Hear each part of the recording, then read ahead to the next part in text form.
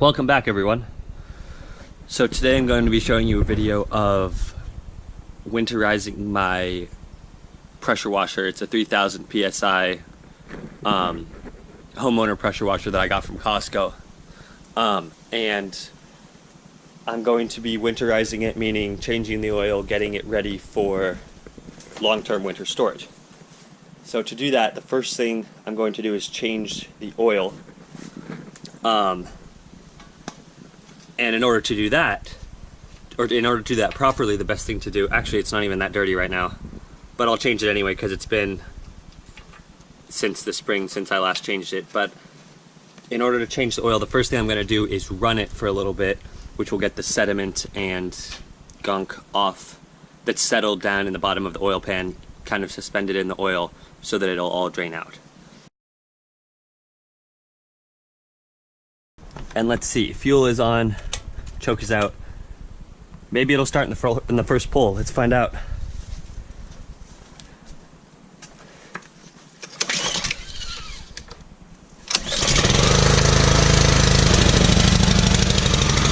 Okay, so we're gonna let it run for a few minutes till it gets nice and warm.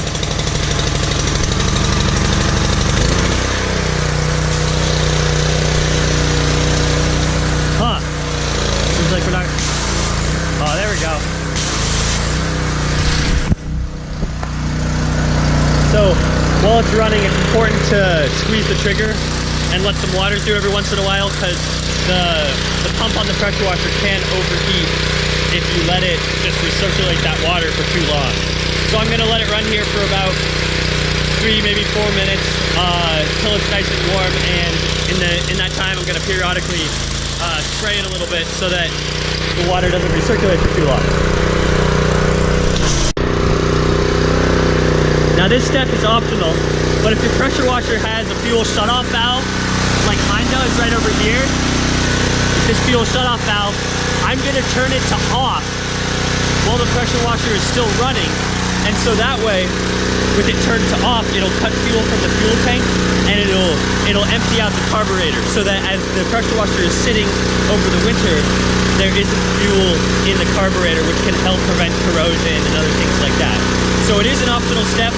What if your pressure washer has a fuel shutoff valve? It's a good idea to turn that off and let the pressure washer die on its own. So right now it's been running for about 1.5 minutes, and we'll see how much longer it goes with that fuel valve turned off.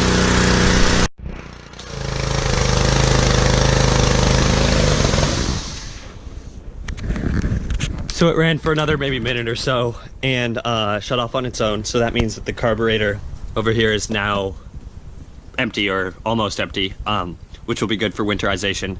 And I mean, I can still touch it, but the engine has been running for long enough that the sediment in the oil should have been circulated throughout. So now let's go and drain out the oil.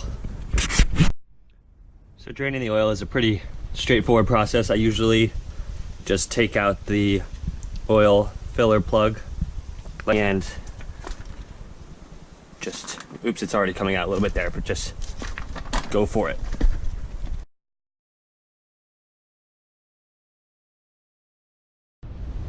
So now that all the oil is out of the oil pan in the pressure washer, I'm going to refill it. This pressure washer takes a 10W30 weight oil, or just a straight 30. I'm using a 10W30 here. Most pressure washers will take this 10W30 weight, but that's something you'll have to check for in your owner's manual. I usually will use a synthetic oil, just because it does a little bit better job protecting things, but it's not required, and this Quaker State conventional 10W30 should do fine for now. I'm just going to pour in most of it and check it with the dipstick. It's important not to overfill. So for my pressure washer, you actually check the oil in quite a strange way. When you're checking the level, you don't screw it all the way in.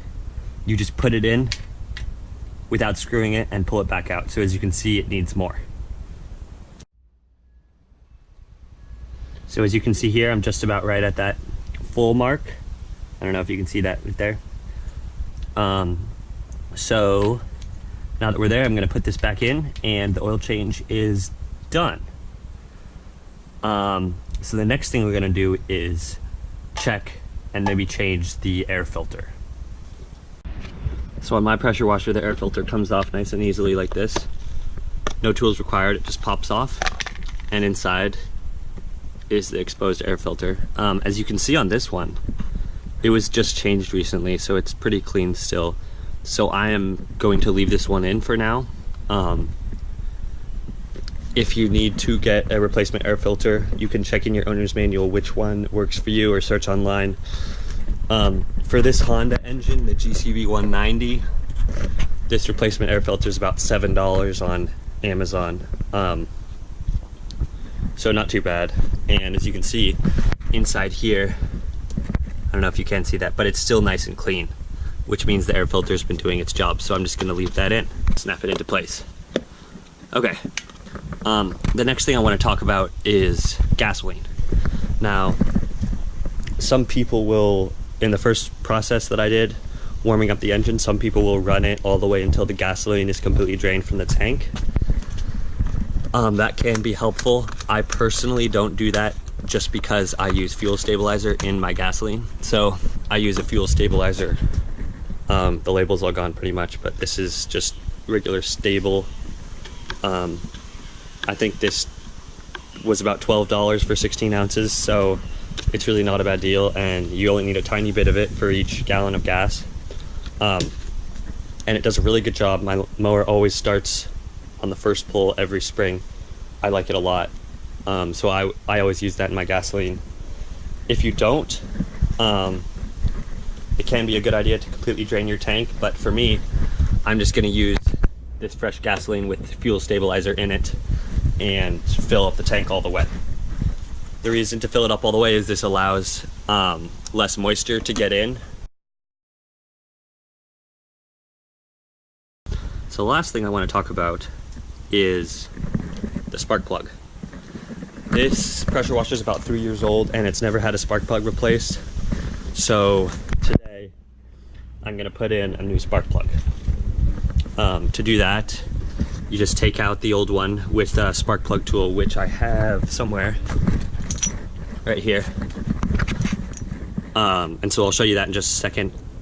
And then what I'm going to do, and this is another optional step, I'm going to pour just a little bit of engine oil into the cylinder, just a tiny bit. And what that's going to do is help prevent corrosion. So this little guy just pops off the spark plug boot. There we go, just like that. Sorry, you probably couldn't see that. And then this part of the spark plug wrench just fits over the spark plug, and this goes through, and it just twists off. Usually once you get that initial twist, you can just do it with your finger, as long as the spark plug isn't hot. Make sure to check for that though, because if the engine has been running, the spark plug can get pretty hot. So as you can see here, the spark plug is in okay condition. There's a little bit of oil on it,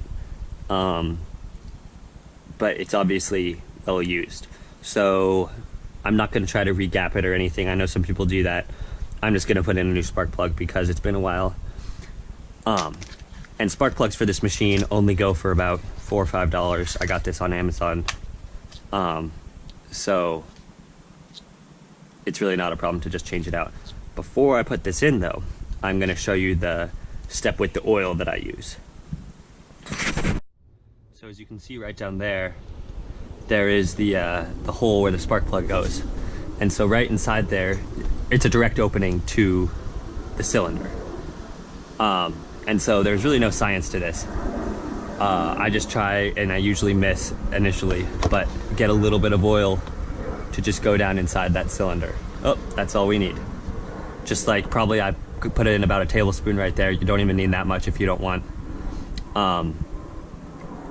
And so now that there's a bit of oil down inside, all you gotta do is, with the spark plug still off, meaning so there'll be no compression, so it'll be nice and easy to pull, is just pull this a couple times nice and slowly to get that oil mixed around inside that cylinder. I am going to take this paper towel and wipe around the spilled oil outside of the cylinder. It's not really necessary, but I don't know, I just want to. Good enough. So now that it's nice and relatively clean down there, I'm gonna screw in the new spark plug. Now, screwing in a spark plug is important because getting it cross-threaded can be kind of easy. So never start with the spark plug wrench. Always start by hand and make sure that it's going in nice and smooth like this.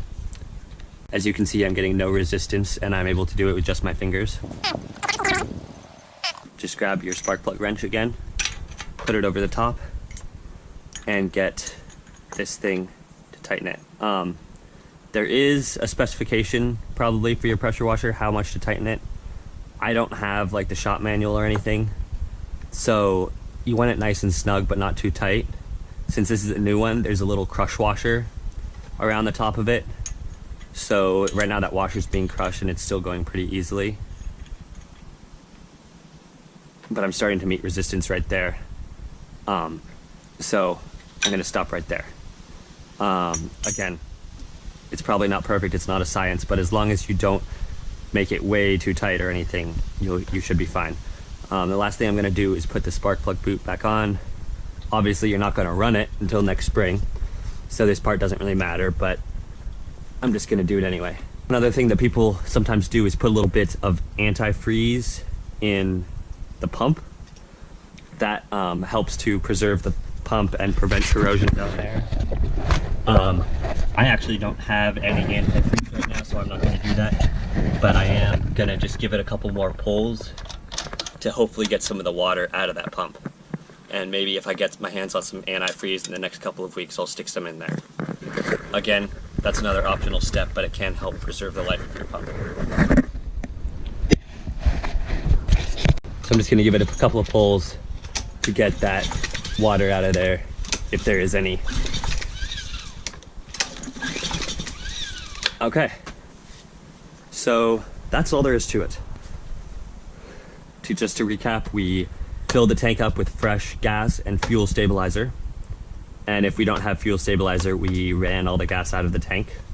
While it was running, we turned off the fuel switch so that the carburetor down here is empty. We changed the spark plug, put in a fresh spark plug, and put a little bit of engine oil inside the cylinder, which will help prevent corrosion. And we checked and made sure our air filter was clean, and if it wasn't clean, we replaced that. Overall, this process cost about, I don't know, $15, $5 for the oil, $5 for the air filter, and about $5 or $6 for the spark plug. And so now this pressure washer is ready to be stored until next spring when I need it. Again, there's no science to winterizing a pressure washer or any other power tool. These are just the steps that I use, and I've never had a problem, and my tools always start on the first pull. But if there's another step that you like to do, or something that you don't like to do, maybe you just throw it in the garage and don't do anything with it, hey, if it works for you, that's fine. So thanks for watching, and I'll see you next time.